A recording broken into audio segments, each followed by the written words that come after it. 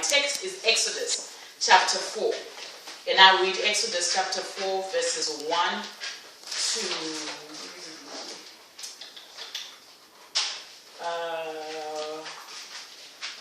4. Moses answered, "What if they do not believe me, or listen to me and say the Lord did not appear to you?" Then the Lord said to him, "What is that in your hand?" "A staff," he replied. The Lord said, "Throw it on the ground." Moses threw it on the ground, and it became a snake, and he ran from it.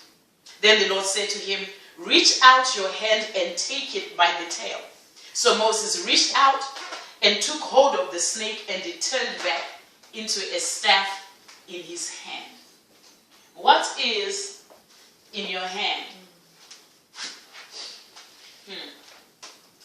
Whenever God asks a question of his children, it's not to elicit information, which God requires, but it's actually to draw us to pay particular attention to what he's asking.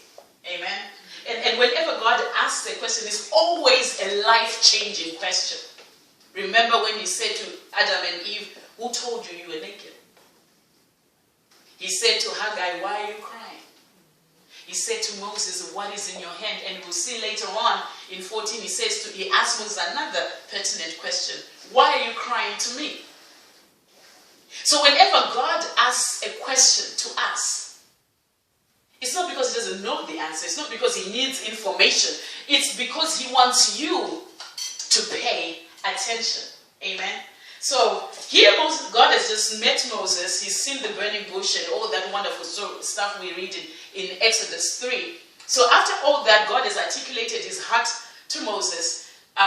Moses turns around and says, "I believe you got the wrong one."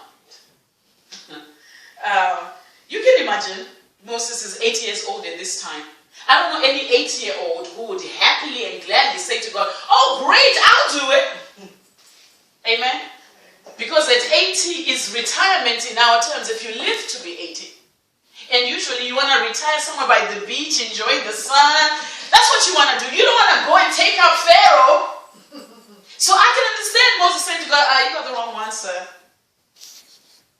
Moses has been away from Egypt for 40 years. So by now he's really a foreigner to Egypt. He's been gone for so long. It's like, so now you're asking me to do what? And what is interesting at this point is that 40 years prior to that, Moses was sure he could solve Israel's problems. He was ready to lead Israel. He was ready. And 40 years later, he's looking at God and saying, "No," he was sure he would fail. But Moses was born to be a leader. He was separated from birth.